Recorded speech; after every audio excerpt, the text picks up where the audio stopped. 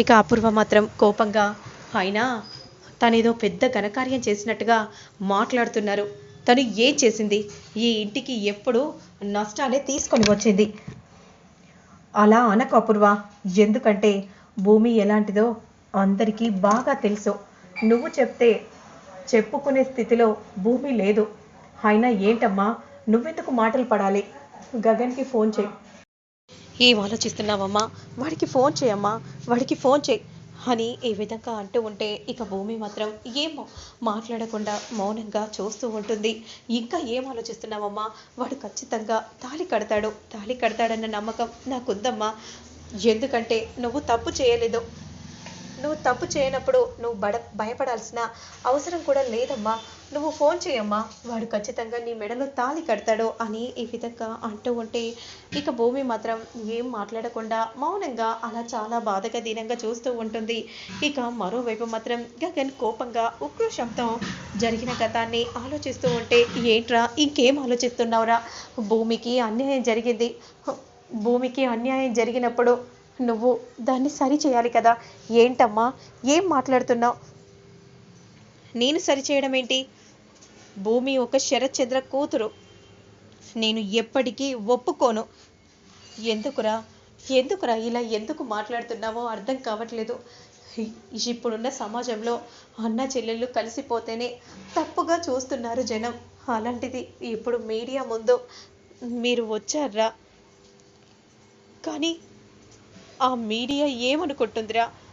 ఒక్కసారైనా ఆలోచించాలి కదరా అనే విధంగా అంటూ ఉంటే ఇక అలానే కోపంగా చూస్తూ ఉంటాడు. ఏంటమ్మా నువ్వు? శరత్చంద్ర కూతురని తెలిసాకే కదా నా ప్రేమని నేను చంపుకున్నాను. మరి అలాంటప్పుడు నువ్వెందుకు ఇలా మాట్లాడుతున్నావు? ఎప్పటికీ ఎప్పటికీ నేను అలాంటి తప్పు చేయలేను. వద్దురా, నువ్వు అలా మాట్లాడకురా. ఎందుకు చెప్తున్నానో వినురా. ఈ తల్లి మాట వినురా. అవసరమైతే నీ దండం పెడతానురా. ఎందుకంటే భూమి కూడా ఒక ఆడపిల్లే కదరా. నీ చెల్లికి కూడా ఇలాగే తప్పు జరిగితే నువ్వు ఊరుకుంటావా? చెప్పురా. ఊరుకోవు కదా. మరి ఎందుకురా?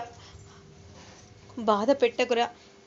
ఎందుకు చెప్తున్నానో వినురా అని అంటూ ఉంటే ప్లీజ్ అమ్మా, నువ్వు అంత పెద్ద మాటలు మాట్లాడకో. తను కూడా ఆడపిల్లరా. ఒకవేళ భూమి తెలుసో తెలియకో ఇంకెవరైనా ఏదైనా చెడు మాటలు మాట్లాడితే భూమి చచ్చిపోవాలని అనుకుంటుందిరా.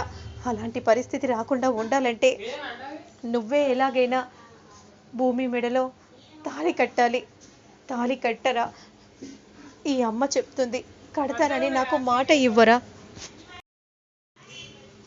బాధపడకమ్మా, నేను నీకు మాట ఇస్తున్నాను, భూమిని పెళ్లి చేసుకుంటానని. అయితే ఇప్పుడే వెళ్ళి నేను భూమితో మాట్లాడి ఓదార్చుతాన్రా. ఇప్పుడే వెళ్తాన్రా అని అంటూ వెంటనే ఇక అక్కడి నుండి వెళ్తూ ఉండగా ఆగమ్మా అని అనగానే వెంట తిరిగి చూస్తూ ఉంటుంది. కానీ నేను పెళ్లి చేసుకుంటానని మాటిస్తున్నానమ్మా. అలా అని నువ్వు కూడా చెప్తావు, కానీ శరత్చంద్రన్ కాదని ఈ పెళ్ళికి ఒప్పుకుంటుందా? చెప్పమ్మా, ఈ పెళ్ళికి ఒప్పుకుంటుందా అనే విధంగా అంటూ ఉంటే ఇక శారద అలానే చూస్తూ ఉండిపోతుంది. ఇక గగన్ కూడా అలానే దీర్ఘంగా ఆలోచిస్తూ ఉంటాడు. మరోవైపు చాలా బాధపడిపోతూ ఉంటుంది. శరత్చంద్ర దగ్గర కూర్చొని ఏంటమ్మా ఫోన్ చేయమంటే అలా మౌనంగా ఉన్నావేంటమ్మా? త్వరగా ఫోన్ చేసి మాట్లాడమ్మా. వాడొచ్చి ఖచ్చితంగా నీ మెడలో తాళి కడతాడమ్మా. ఎందుకంటే వాడు నా కొడుకమ్మా. వాడి మనసు ఎలా ఉంటుందో నాకు బాగా తెలుసు. నేనేమని ఫోన్ చేయాలి మావయ్య? నేను ఫోన్ చేసి ఆయన్ని రమ్మంటే ఆయన నా మెడలో తాళి కడతాడు.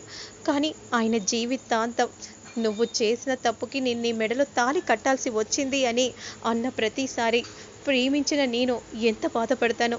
ఎందుకంటే ఆయన్ని నేను మనస్ఫూర్తిగా ప్రేమించాను మావయ్య. అలాంటి మాటలు నేను వినలేను. అందుకే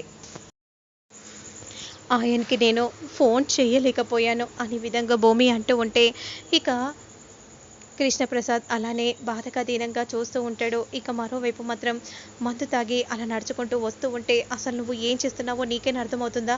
ఏంటి మత్తుగా ఉంటుంది, మత్తులో ఉన్నాను, నన్ను నువ్వు డిస్టర్బ్ చేయకు. మంచి మూడ్లోకి వచ్చి నా మైండ్ని నువ్వు డిస్టర్బ్ చేయకు, అర్థమవుతుందా? ఎందుకు ఇలా తాగుతున్నావు? ఎందుకా? నేను ఎందుకు తాగానో నీకు తెలీదా? ఇదంతా నీ వల్లే నేను తాగాను. ఏంటి నా వల్ల? నేనేం చేశానో నీకు తెలీదా? నువ్వేం చేసావో నీకు తెలీదా? ఏం మాట్లాడుతున్నావు? నువ్వు మందులో ఉండి నువ్వేం మాట్లాడుతున్నావో నీకే అర్థం కావట్లేదు. అవునవును, కరెక్టే నువ్వు చెప్తుంది. నేనేం మాట్లాడుతున్నానో నాకే తెలియదు కదా. ఇలాంటివి మాటలు మాట్లాడి కోపం తెప్పించకు నక్షత్ర, అర్థమవుతుందా? ఏంటి, నేనెందుకు కోపం తెప్పిస్తున్నాను? నా బావ వల్లే నువ్వు ఇప్పుడు ఇలా ఉన్నావు కదా. అయినా ఇదంతా నాటకం కదా. నిన్ను బావ పెళ్లి చేసుకోవాలని కదా ఇదంతా నాటకం ఆడావు. అలా ఆడాల్సిన అవసరం నాకు లేదు. ఓ, బాగుంది. అలా ఆడాల్సిన అవసరం లేదు అనుకుంటేనే ఆడుతూ వచ్చావు కదా. ఏంటి నువ్వు అంటుంది? అసలు నువ్వు ఏం మాట్లాడుతున్నావో నీకేనా అర్థమవుతుందా? నేను ఎప్పుడైతే శరత్చంద్ర గారి కూతురని తెలిసిందో అప్పుడే ఆ ప్రేమ తగ్గిపోయింది, ఆ ప్రేమ చచ్చిపోయింది. నన్ను ఆయన ప్రేమించట్లేదు అని నువ్వు అనుకుంటున్నావు. కానీ అక్కడ ఏం జరిగిందో తెలుసా? మీరు నేను బావకి చెప్తున్నప్పుడు రికార్డింగ్ చేసి అమ్మకి వినిపించాడు. ఎందుకంటే ఎప్పటికైనా నేను భూమిని ప్రేమించాను, తనే నా బలహీనత అని మా అమ్మతోని చెప్పి మా అమ్మనే భయపట్టించాడు. నువ్వేమో ప్రేమ లేదంటున్నావు, బావేమో అమ్మ ముందు అలా మాట్లాడుతున్నారు. అంటే ఇక్కడ ఎవరు పిచ్చోళ్ళం? నువ్వేం మాట్లాడుతున్నావో నీకేనా అర్థమవుతుందా అని కోపంగా అంటూ ఉంటే, నిజం చెప్తున్నాను, నిన్ను బావ మనస్ఫూర్తిగా ప్రేమిస్తున్నాడు అని అంటూ ఉంటే ఇక భూమి చాలా షాకింగ్గా చూస్తూ ఉంటుంది. నా మైండ్ని నువ్వు డిస్టర్బ్ చేయకు, నేను వెళ్ళిపోతున్నాను, నిన్ను ప్రాణం కంటే ఎక్కువగా బావే ప్రేమిస్తున్నాడు అని అంటూ అక్కడి నుండి వెళ్ళిపోతూ ఉంటే ఇక మరోవైపు గగన్ మాత్రం దీర్ఘంగా ఆలోచిస్తూ ఉంటాడు. ఇక అలా ఆలోచిస్తూ ఉండగా ఇక అదే సమయానికి భూమి ఎంతో సంతోషంగా ఫోన్ చేస్తుంది. ఇక అంతలో ఫోన్ చూసి ఫోన్ని లిఫ్ట్ చేయడు. మళ్ళీ భూమి కాల్ చేయడంతో వెంటనే ఫోన్ని లిఫ్ట్ చేస్తాడు. ఏంటి, ఎందుకు ఫోన్ చేసావు?